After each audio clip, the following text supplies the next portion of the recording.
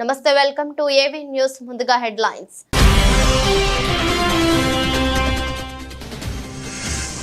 తమకు నోటీసులు ఇవ్వడంతో మల్కాజ్గిరి ఎంపీను కలిసిన కొంతమంది పేదల జోలికి వస్తే కబర్దారంటూ హెచ్చరించిన ఈటెల రాజేందర్.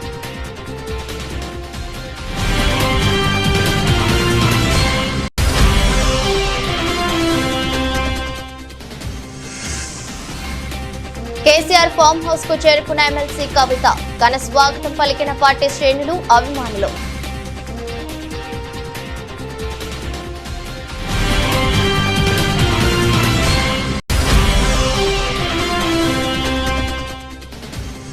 నకిలీ డాక్టర్లపై తెలంగాణ రాష్ట్ర వైద్య మండలి, ఇండియన్ మెడికల్ అసోసియేషన్ సభ్యులు సంయుక్త దాడులు. నకిలీ వైద్యులను గుర్తించి కేసులు నమోదు చేసిన అధికారులు.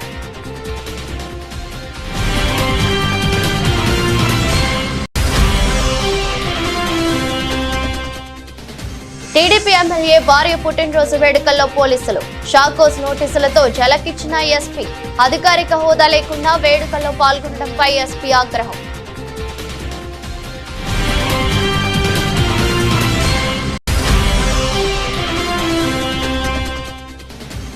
ఆకట్టుకునే ప్రదర్శనలతో ఆరంభమైన పారాలింపిక్స్. భారత బృందానికి నాయకత్వం వహించిన సుమిత్ అంటిల్, భాగ్యశ్రీ జాదవ్.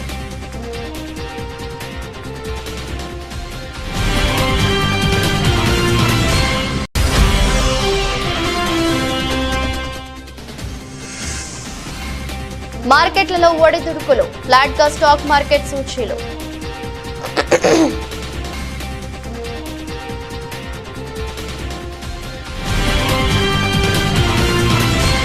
భారత కమ్యూనిస్టు పార్టీ సిపిఐ ప్రజా సంఘాలతో ముఖ్యమంత్రి యనమల రేవంత్ రెడ్డి ప్రత్యేక భేటీ అయ్యారు.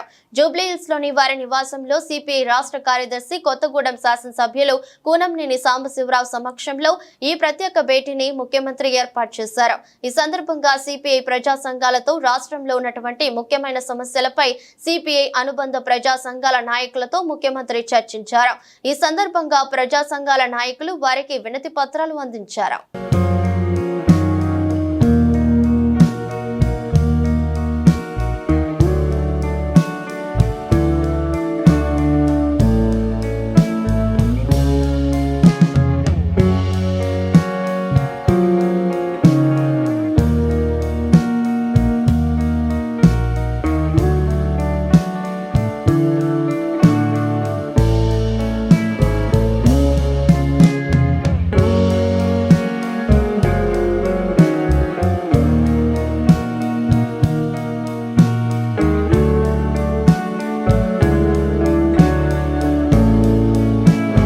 ఢిల్లీ లిక్కర్ స్కామ్ కేసులో బెయిల్ వచ్చిన తర్వాత ఎమ్మెల్సీ కల్వకుంట్ల కవిత తన తండ్రి బీఆర్ఎస్ అధినేత మాజీ సీఎం కేసీఆర్ ని గురువారం కలిశారు.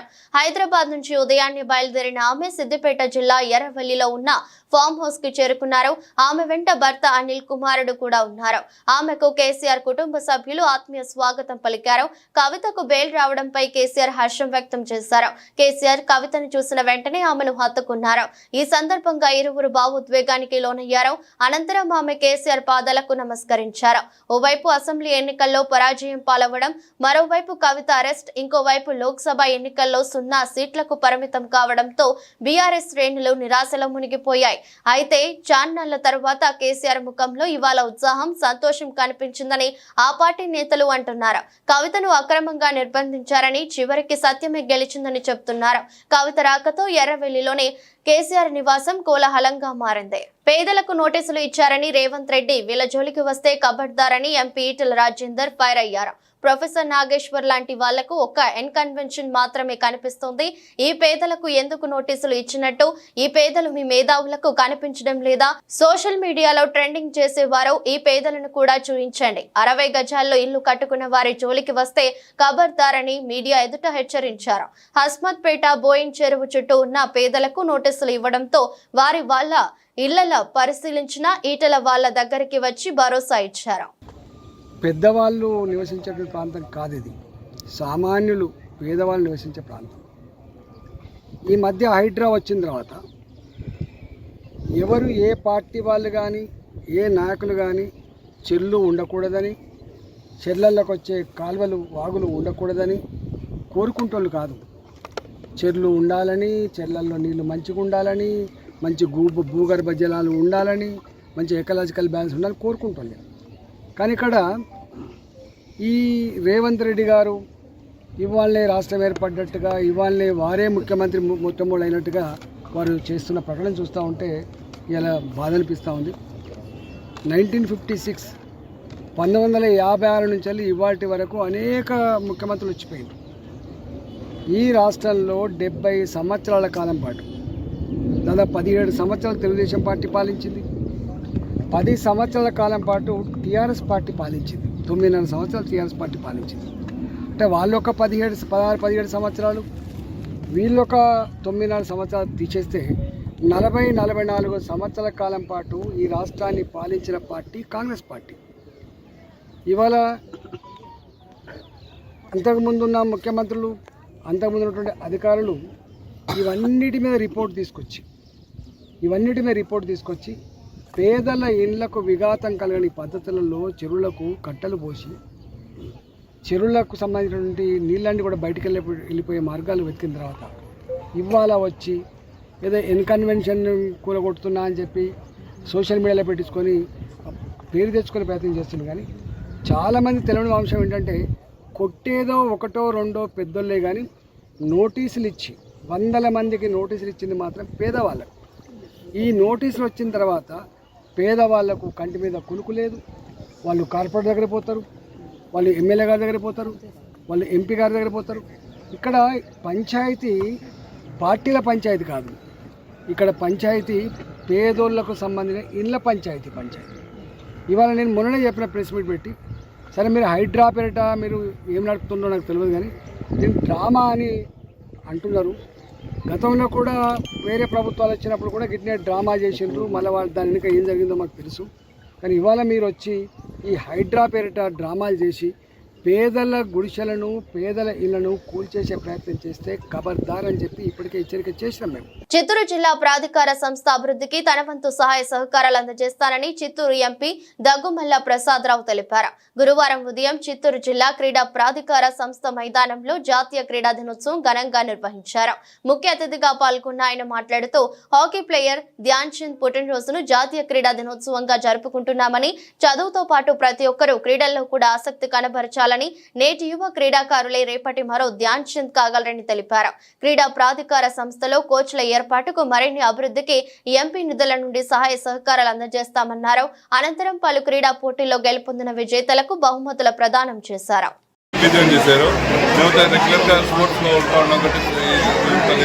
దీన్ని కోచెస్ అడిగాము, మన డెవలప్మెంట్ స్టేడియం అడిగాము. అన్నిటికీ ఆయన సానుకూలంగా స్పందిస్తూ డెఫినెట్గా మన చిత్తూరుని ఒక మంచి మోడర్న్ స్పోర్ట్స్ హబ్గా చేద్దామని ఎంపీ గారు హామీ ఇచ్చారు. చాలా సంతోషం. ఇక్కడ నుండి మళ్ళీ ఈ వివిధ కార్యక్రమాలు ఇంకా స్పోర్ట్స్లోకి పోవడం ఎంపీ గారికి ఇష్టంగా ఉంది. ఇక్కడ పక్కనే గురుకులం పాఠశాలలో ఒక మంచి బాస్కెట్బాల్ కోర్టు నియర్లీ 50 లక్షల ఖర్చుతో ఒక గురుకులం స్కూల్లో ఒక బాస్కెట్బాల్ కోర్టు ఏర్పాటు చేయడం జరిగింది. దాన్ని చూస్తాను. సంతోషంగా మేమంతా ఈ ఈవెంట్లో పాల్గొనడానికి అందరూ సంతోషంగా. హైదరాబాద్ లో ఇంటికి చేరుకున్న అనంతరం తన అన్న కేటీఆర్ కు కవిత రాఖీ కట్టారు. రాఖీ పండుగ రోజున కవిత జైల్లో ఉండి రాఖీ కట్టలేకపోయారు. దీంతో ఇంటికి చేరుకోగానే రాఖీ కట్టి స్వీట్ తినిపించారు. ఈ సందర్భంగా కవిత భావోద్వేగానికి లోనయ్యారు. ఆమెను కేటీఆర్ ఆలింగనం చేసుకుని ధైర్యం చెప్పారు. ఈ ఫోటోను కేటీఆర్ ఎక్స్ లో పోస్ట్ చేస్తూ ఇప్పుడు రాఖీ పండుగకు సంపూర్ణత చేకూరింది అని పేర్కొన్నారు.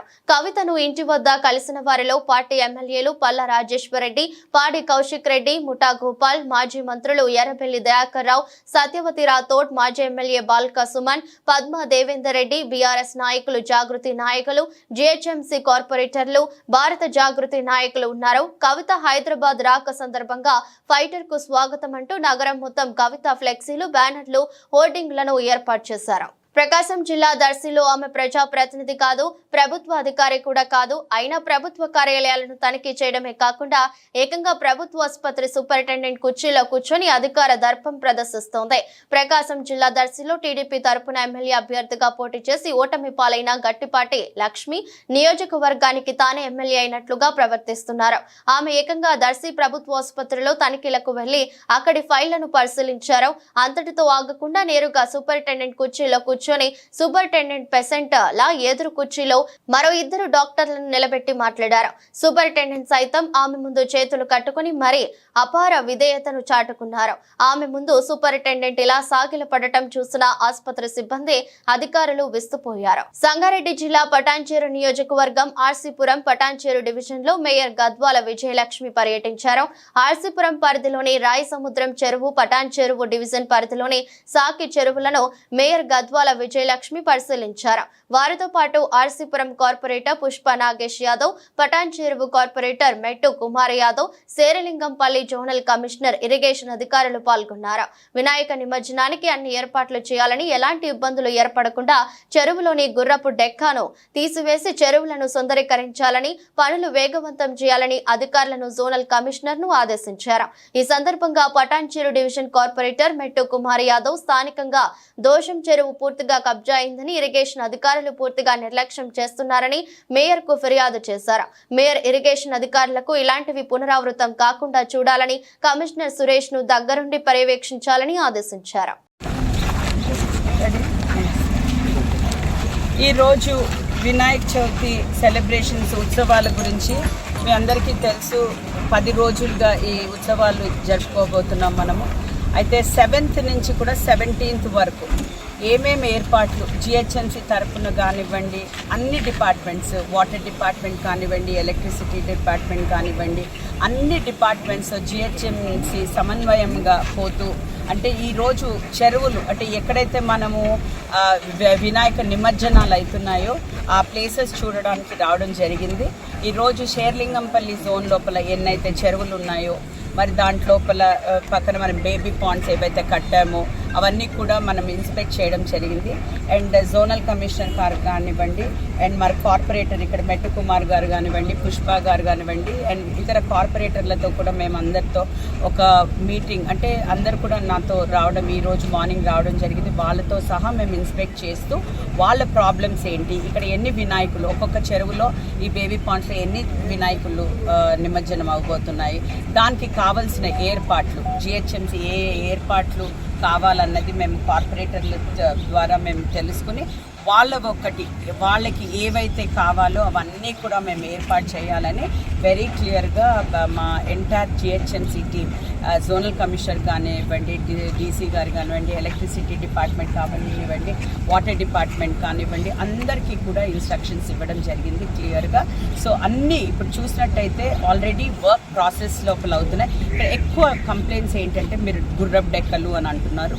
లేక్స్ లోపల మేము క్లియర్గా, మీ అందరికీ తెలుసు, మేము లేక్స్ని అంటే కాపాడుకోవాలనే ఒక మంచి ఉద్దేశంతో ఈరోజు మా కార్పొరేటర్స్ కూడా ఎంత మంచి సహకరిస్తున్నారంటే మాతో ఎక్కడ కబ్జా అవుతుంటే కానీ మాకు ఇమీడియట్గా చెప్పడము, మా ఆఫీసర్స్కి మేము ఇన్స్ట్రక్ట్ చేయడం, ఇవన్నీ కూడా మేము కాపాడుతూ వచ్చి, అదే కాకుండా వీటిని ఎట్లా డెవలప్ చేసుకుని వీటిని ఎట్లా అంటే ఒక టూరిజం స్పాట్ లాగా ఎట్లా చేయాలి, ఒక బోట్ రైడింగే కానివ్వండి, అంటే ఒక పబ్లిక్ ఈరోజు అలసిపోయి వచ్చినాక ఒక స్పాట్ ఉండాలి, ఆ స్పాట్ దగ్గర కొంచెం సేపు టైం స్పెండ్ చేసుకోవాలని ఒక మంచి ఉద్దేశంతో ఈరోజు లేక్స్ అన్నీ కూడా డెవలప్ చేయాలని జిహెచ్ఎంసీ నిర్ణయించింది.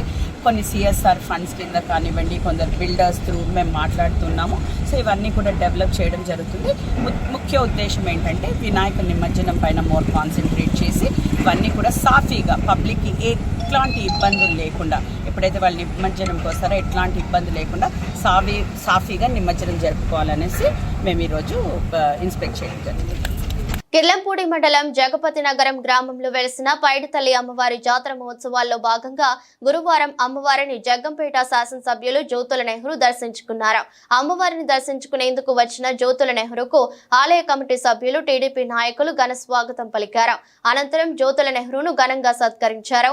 ఈ సందర్భంగా ఆయన మాట్లాడుతూ 109 సంవత్సరాలు చరిత్ర కలిగిన పైడితల్లి అమ్మవారిని దర్శించుకోవడం చాలా సంతోషంగా ఉందని, గ్రామస్తులంతా ఏకమై అమ్మవారి ఉత్సవాలను ఎంతో ఘనంగా నిర్వహిస్తున్నారని అభినందించారు. వచ్చే కాలంలో అమ్మవారి ఉత్సవాల్లో ప్రభుత్వం భాగస్వామ్యమయ్యేందుకు కృషి చేస్తానని తెలిపారు. పైడితల్లి అమ్మవారు 109వ వార్షికోత్సవం సందర్భంగా మరి ఇక్కడ యువతంతా కలిసి ఎక్కడ ప్రభుత్వ సహాయంలో 10 రూపాయలు లేకుండా అందరూ సమైక్యంగా చందాలు వేసుకొని ఈ గుడి నిర్మాణం చేయడమే కాకుండా మరి ఉత్సవాలు కూడా చాలా ఘనంగా చేసుకున్నటువంటి సందర్భం నేను మనస్ఫూర్తిగా నేను యువతలందరినీ కూడా కమిటీని అభినందిస్తున్నాను.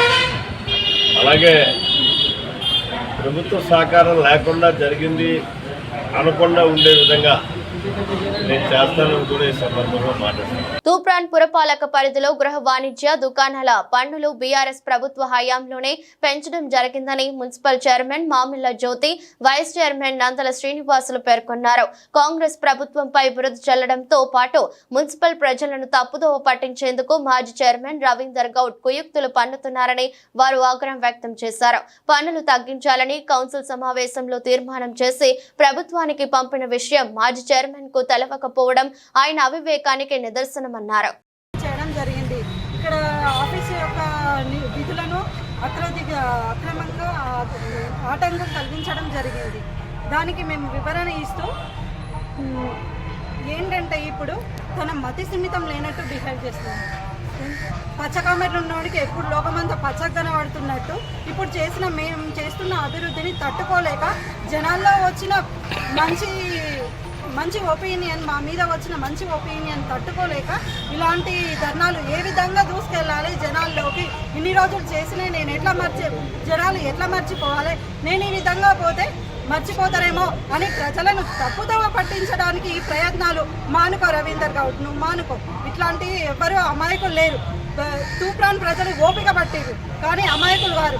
ఎవరు ఏందో నిజాల మీద బయట అవిశ్వాసం పెట్టిన రోజు తూప్రాన్ ప్రజలు విముక్తి చెంది అందరూ పటాకులు కాల్చి కొత్త దీపావళి చేసుకున్నారు, స్వీట్స్ పంచుకున్నారు.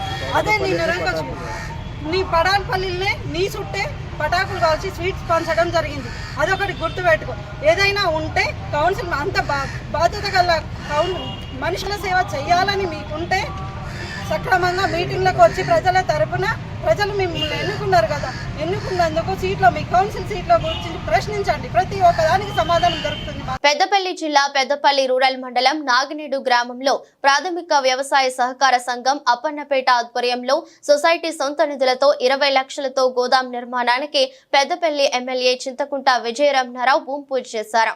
ఈ సందర్భంగా మాట్లాడుతూ రాగినేడు గ్రామ అభివృద్ధికి ఎల్లవేళలా కృషి చేస్తామన్నారు. విడతల వారీగా గ్రామంలోని అన్ని రోడ్లను పూర్తి చేస్తామని, త్వరలోనే గోదాం అందుబాటులోకి తీసుకువచ్చేలా పనులు త్వరితగతిన పూర్తి చేసేలా చూస్తానని హామీనిచ్చారు. జరిగినప్పుడు కాంగ్రెస్ పార్టీ విజ్ఞాన అనే కార్యక్రమం తీసుకొని తిరిగినప్పుడు మీ గ్రామ పంచాయతీ ఆవరణలో కూడా చెప్పినాం, ఇక్కడ మెయిన్ రోడ్డు మీద కూడా చెప్పినాం. మీ విజ్ఞానం గెలిపించుకునే బాధ్యత మీరు. గెలిచినాక వడ్ల కటింగ్ ఉండదు, కటింగ్ లేకుండా చూసే బాధ్యత నాది అని చెప్పి ఆ రోజు మీకు మాట ఇచ్చాం. ఆ మాట ప్రకారంగా మన ప్రభుత్వం వచ్చిన తర్వాత, మీ ప్రభుత్వం వచ్చిన తర్వాత వానాకాలం పంట కానీ యాసంగి పంట కానీ 2 పంటలలో కూడా మరి వడ్ల కటింగ్ లేకుండా మీకు అందరికి రాగినేడు గ్రామంలో రైతులందరికీ కూడా మరి దించిపిచ్చి రైస్ మిల్కి వడ్లు పంపిస్తాం. మరి ఏం మారింది? అప్పున్న ఎమ్మెల్యే మనోహర్ రెడ్డి వేయండు, మీరు గెలిపించుకునే విజయాన్ని నచ్చిండు. ఏమైనా కాంటాలు మారినాయా, రైస్ మిల్లులు మారినాయా, ఐకేప్ సెంటర్లు మారినాయా, సింగరేణి సెంటర్లు మారినాయా, ఏం మారిందో ఒకసారి మీరు ఆలోచన చేసుకోవాలి. అదేవిధంగా ఇవాళ రైతులకు సంబంధించి ప్రభుత్వం చెప్పింది రైతు రుణమాఫీ చేస్తాం, పక్కా చేస్తాం అని అన్నాడు. రైతులకు సంబంధించి వరంగల్ రైతు డిక్లరేషన్లో రాహుల్ గాంధీ గారు, మన ముఖ్యమంత్రి రేవంత్ రెడ్డి గారు అప్పుడు పిసిసి అధ్యక్షులుగా ఆనాడు వరంగల్ రైతు డిక్లరేషన్ చెప్పి దాదాపు నెల 15 రోజుల నుండి రైతు రుణమాఫీ జరుగుతూ ఉంది. ఇప్పుడు జరిగేటువంటి క్రమంలో కొంత చాలామందికి ఆధార్ కార్డు నంబర్ తప్పేసినాయి. 1,40,000 వరకు అకౌంట్లు ఉన్నాయి.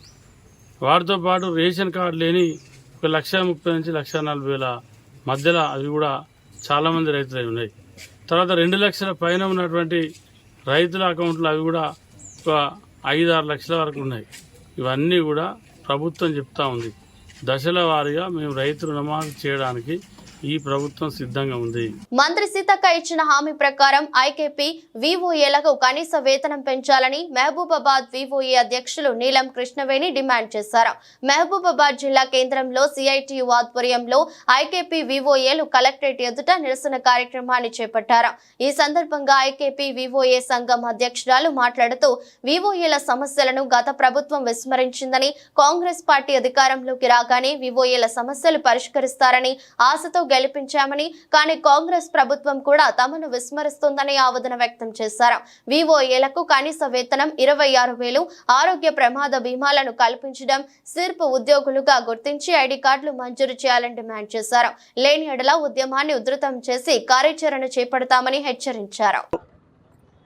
రాష్ట్ర వ్యాప్తంగా ఐకేపీ వివోఏలందరూ వారి సమస్యలు పరిష్కరించాలని జిల్లా కలెక్టర్ కార్యాలయం ముందు ధర్నా నిర్వహించి ఆ పీడీ గారికి వినతి పత్రాలు ఇవ్వాలని నిర్ణయం చేసింది. తెలంగాణ రాష్ట్రంలో 4,36,000 గ్రూపుల్ని ఆ గ్రూపుల్లో 46.5 లక్షల మంది సభ్యులని ఇవాళ రాష్ట్ర వ్యాప్తంగా నడుపుతున్నది ఐకేపీ వివోఏలు. 17,606 మంది ఇవాళ తెలంగాణ రాష్ట్రంలో ఐకేపీ వివోఏలుగా పనిచేస్తున్నారు.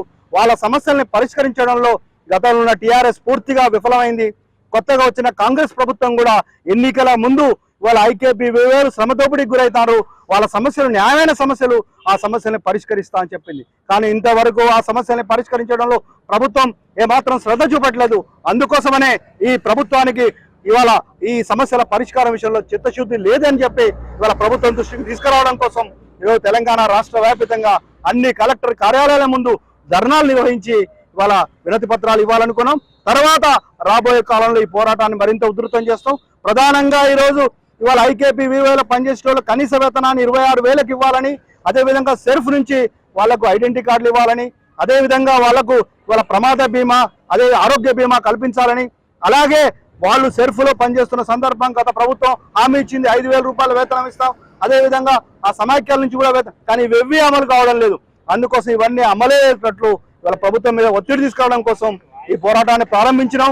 ఇప్పటికైనా కాంగ్రెస్ ప్రభుత్వం ఇవాళ ఈ సమస్యల్ని పరిష్కరించాలని, లేకపోతే రాబోయే కాలంలో ఈ పోరాటాన్ని మరింత ఉధృతం చేయాల్సి వస్తుందని హెచ్చరిక చేస్తున్నాం.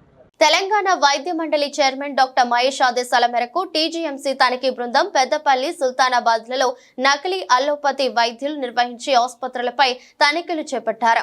ఈ తనిఖీలలో పెద్దపల్లి జిల్లాలోని lotus hospital, Purushottam, Imran bone setting centre, YS Aziz clinic, Sultanabad లోని నీలకంఠేశ్వర్ మెడికల్ షాప్ లో ఆర్ఎంపీ మల్లేశం నిర్వహించి ఆసుపత్రి, మణికంఠ క్లినిక్ చిన్న రమేష్ పేరుతో అర్హత లేకుండా నిర్వహిస్తున్న పలు ఆసుపత్రుల్లో వైద్య అర్హత లేని డాక్టర్లు వైద్యం చేస్తున్నారని వెలుగులోకి వచ్చిందని తనిఖీ బృందం సభ్యులు తెలిపారు. ఈ తనిఖీల గురించి సమాచారం తెలుసుకుని నకిలీ వైద్యులు వారి క్లినిక్లు, ల్యాబ్స్, పర్మిషన్ లేని మెడికల్ షాపులు మూసివేసినట్లు పేర్కొన్నారు. అర్హత లేని వారు వైద్యులుగా చలామణి అవుతూ యాంటీబయాటిక్స్, స్టెరాయిడ్స్ ఇస్తున్నట్టు గుర్తించి తగు ఆధారాలు సేకరించామని తనిఖీ బృందం సభ్యులు తెలిపారు. ఎన్ఎంసీ చట్టం 34, 54 సెక్షన్ల ప్రకారం వీరిపై కేసు నమోదు చేయనున్నామని తనిఖీ బృందం సభ్యులు వెల్లడించారు.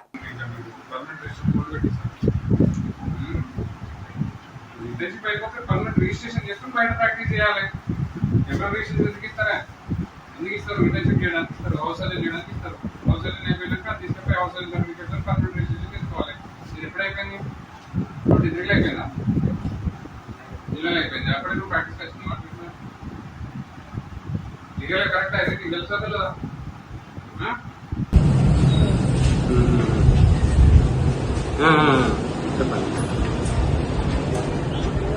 పల్నాడు జిల్లా చిలకలూరిపేట పోలీసులకు ఎస్పీ శ్రీనివాసరావు షాకోజ్ నోటీసులు ఇచ్చారు. టీడీపీ ఎమ్మెల్యే ప్రతిపాటి పుల్లారావు భార్య వెంకట కుమారి బర్త్డే వేడుకల్లో పోలీసులు పాల్గొనడంపై ఆగ్రహం వ్యక్తం చేస్తూ ఈ చర్యలు తీసుకున్నారు. చిలకలూరిపేట టౌన్ రూరల్ సిఐలు సుబ్బనాయుడు, రమేష్, ఎస్ఐలు అనిల్ కుమార్, పుల్లారావు, చెన్నకేశవులు, బాలకృష్ణకు మెమోలు జారీ చేశారు. Chilakaluripet traffic ASI Prasad Nayak, home guard వీరయ్యకు నోటీసులు ఇచ్చారు. వారు వ్యక్తిగతంగా హాజరై వివరణ ఇవ్వాలని ఎస్పీ శ్రీనివాసరావు ఆదేశించారు. అధికారిక హోదా లేకున్నా వేడుకల్లో పాల్గొనడంపై ఎస్పీ ఆగ్రహం వ్యక్తం చేశారు. కారు రేసింగ్ పై తనకున్న మక్కువను హీరో అజిత్ మరోసారి చాటుకున్నారు. తన ఆడి కారులో కళ్ళు చెదిరే వేగంతో దూసుకెళ్లాడు. ఏకంగా గంటకు 234 కిలోమీటర్ల వేగంతో అజిత్ కారు నడుపుతున్న వీడియో ప్రస్తుతం సోషల్ మీడియాలో వైరల్ గా మారింది. ఈ వీడియోను అజిత్ అభిమానులు షేర్ చేసుకుంటూ ఎన్న స్పీడ్ తల అంటూ కామెంట్లు పెడుతున్నారు. ఈ సంఘటన ఎక్కడ జరిగింది, అంత స్పీడ్ తో అజిత్ కారు ఎక్కడ నడిపాడనే వివరాలు తెలియరాలేదు. అయితే ఈ సంఘటన తప్పకుండా విదేశాల్లోనే జరిగి ఉంటుందని అభిమానులు చెప్తున్నారు. విదేశీ రోడ్లపై వాహనాలు గంటకు 150-200 కిలోమీటర్ల వేగంతో దూసుకెళ్లడం సాధారణమే. అక్కడి రోడ్ల నిర్మాణంలో ప్రత్యేకతల వల్ల ఆ వేగంతో వెళ్లడానికి వీలవుతుంది. కాగా ఈ వీడియోపై కొంతమంది నెటిజన్లు విమర్శలు చేస్తున్నారు. బైక్, కార్ రేసింగ్ పై ఇష్టంతో అజిత్ ఇంటర్నేషనల్ FIA రేసింగ్ ఛాంపియన్షిప్లలో పాల్గొన్న విషయం గుర్తు చేశారు. ఆయన శిక్షణ పొందిన రేసర్ అనే విషయం తెలియని అభిమానులు ఆయనను అనుకరించే ప్రమాదం ఉందని ఆందోళన వ్యక్తం చేశారు. ఈ వీడియోను చూసి ఆయన అభిమానులు ఇండియన్ రోడ్లపై ఎలాంటి జాగ్రత్తలు తీసుకోకుండా కార్ల రేస్ కు ప్రయత్నించే అవకాశం ఉందని విమర్శిస్తున్నారు. పారాలింపిక్స్ 2024 విశ్వ క్రీడల సరంభం ప్రారంభమైంది. పారిస్ నగరంలో అంగరంగ వైభవంగా జరిగిన వేడుకలతో మొదలైంది. ఈ మేరకు ఫ్రాన్స్ అధ్యక్షుడు ఇమాన్యుయల్ మాక్రాన్ పారాలింపిక్స్ 2024ను ప్రారంభించినట్లు గురువారం ప్రకటించారు. ఫ్రాన్స్ సంస్కృతి సంప్రదాయాలను ప్రతిబింబించేలా ఆరంభ వేడుకలను నిర్వహించారు. పలు ప్రదర్శనలు ఆకట్టుకున్నాయి. కాగా ప్రారంభ కార్యక్రమంలో 167 దేశాలకు చెందిన మొత్తం 4400 మంది పారాలింపియన్లు పాల్గొన్నారు. చాంప్స్ ఎలిసిస్ నుంచి ప్లేస్ డి లా కాంకోట్ మైదానం వరకు కవాతు చేశారు. భారత్ బృందానికి పారా అథ్లెట్లు సుమిత్ ఆంటిల్, భాగ్యశ్రీ జాదవ్ నాయకత్వం వహించారు. 12 విభిన్న క్రీడలలో 84 మంది అథ్లెట్లు ఈసారి భారత్ తరపున ప్రాతినిధ్యం వహించనున్నారు. ఒలింపిక్స్ లో ఇంత పెద్ద సంఖ్యలో భారత పారా అథ్లెట్లు పాల్గొనడం చరిత్రలో ఇదే తొలిసారి. కాగా తొలి రోజున భారత అథ్లెట్లు పలు విభాగాల్లో తలపడనున్నారు. భారత స్టాక్ మార్కెట్ సూచీలు బుధవారం ఫ్లాట్ గా ముగిశాయి. మార్కెట్లలో ఒడిదుడుకుల ప్రభావం సెన్సెక్స్, నిఫ్టీపై పడింది. సెన్సెక్స్ 73 పాయింట్ల వృద్ధితో 81,785 వద్ద ముగియగా నిఫ్టీ 34 పాయింట్ల స్వల్ప లాభంతో 25,052 వద్ద స్థిరపడింది.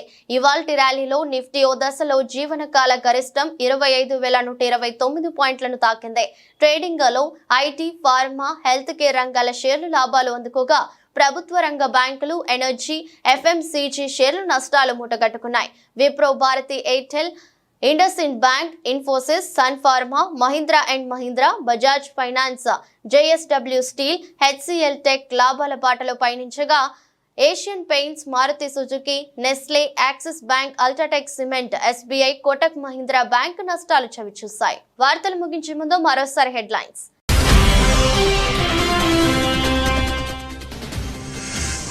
తమకు నోటీసులు ఇవ్వడంతో మల్కాజ్గిరి ఎంపీను కలిసిన కొంతమంది పేదల జోలికి వస్తే కబద్దారంటూ హెచ్చరించిన ఈటెల రాజేందర్.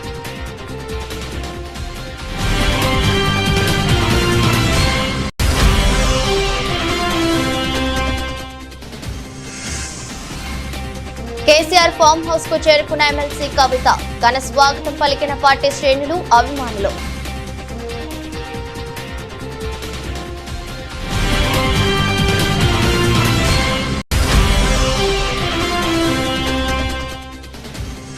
నకిలీ డాక్టర్లపై తెలంగాణ రాష్ట్ర వైద్య మండలి, ఇండియన్ మెడికల్ అసోసియేషన్ సభ్యులు సంయుక్త దాడులు. నకిలీ వైద్యులను గుర్తించి కేసులు నమోదు చేసిన అధికారులు.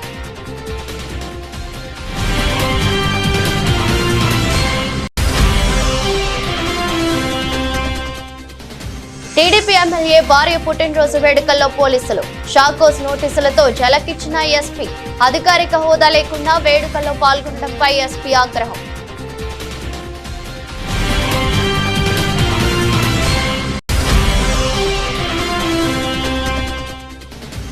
ఆకట్టుకునే ప్రదర్శనలతో ఆరంభమైన పారాలింపిక్స్. భారత బృందానికి నాయకత్వం వహించిన సుమిత్ ఆంటిల్, భాగ్యశ్రీ జాదవ్.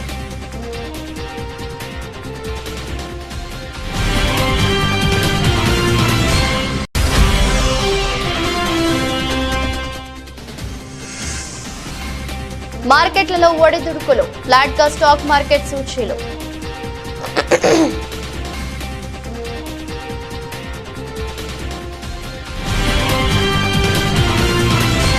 ఇది రోజు బులెటిన్. మరో బులెటిన్లో మళ్ళీ కలుద్దాం. అంతవరకు సెలవు, నమస్కారం.